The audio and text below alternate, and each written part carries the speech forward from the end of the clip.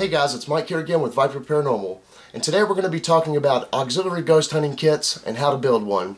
Now I'm sure you're asking yourself, what is an auxiliary ghost hunting kit? Well, this is it.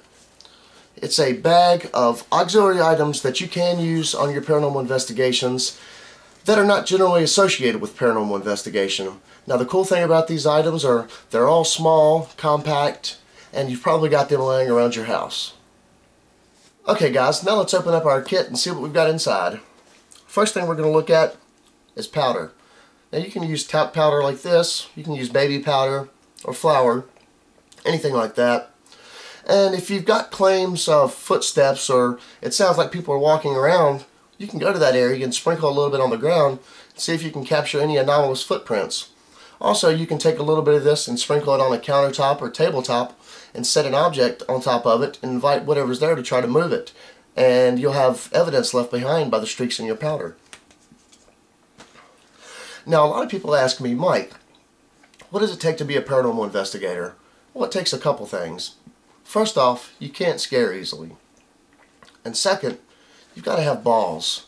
You've definitely got to have balls, which brings me to my next item, balls.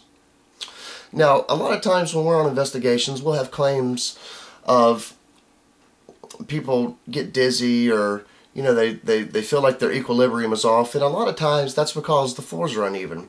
So with these balls, you can actually set them on the floor and see if they roll to determine whether or not that floor has any type of a slant to it.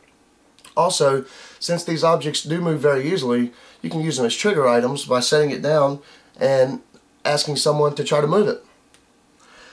Now the third thing we're going to look at is what's called a bubble level. Now unfortunately, I seem to have misplaced mine, so I've taken the liberty of drawing a picture.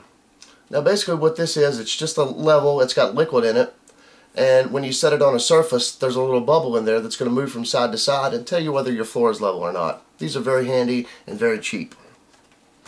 Next thing we're going to move on to is tape.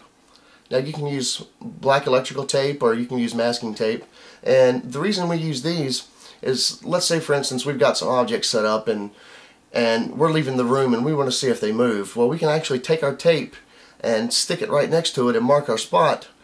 And tape like this and masking tape doesn't really leave a lot of residue behind, so you can stick it on just about anything. The next thing we're going to move to is one of my favorites, candy. Now this is used as a trigger item. Kids love candy. This is a fact. If you believe you may be having some experiences with a child, you can actually set this out and offer it up to whoever's there. If they want it, they can take it. Another thing we're going to look at is a compass. Now these have a couple uses. Number one, these things double as an EMF meter. You set it down and you can invite anything to come over and try to pick it up. And if you see this needle moving, there's a good chance that there's some sort of an EMF frequency or field there. Also, these are not intimidating at all, especially like some of the EMF meters that we use. Everybody knows what a compass is. Everybody's seen a compass. So you can set this down and it's just not as intimidating as some of our other tools. Money. Dollar bill, $10 bill, $5 bill, $20 bill, it doesn't matter. What you're going to do with this money is you're going to take it and kind of crinkle it up a little bit. Everybody loves money. Money is the root of all evil. And what you're going to do is you're going to offer this up to anyone that's there that wants to take it. Now the cool thing about money is it's really, really lightweight. You can set it down. You can offer someone can take it. And if they attempt to do that, you may actually see it move. So it's very, very lightweight. It's really cool. And the last thing we're going to talk about, the lighter. Now this is very, very handy and very, very helpful. Here's what we use lighters for. A lot of times we'll run into rooms that have a little bit of a draft. And we want to try to figure out where those drafts are, or we want to try to figure out if we're just experiencing cold spots. So what we'll do is go to the area where we suspect we may be finding the draft and strike that lighter. And whichever way the draft is going, it's going to move that flame.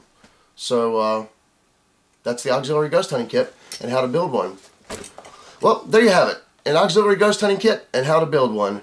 I want to thank you for watching our videos. Don't forget to check out our website, www.viperparanormal.com. We have updated our website. We do have some more stuff up there. Make sure to comment, rate, share these videos, and don't forget to subscribe.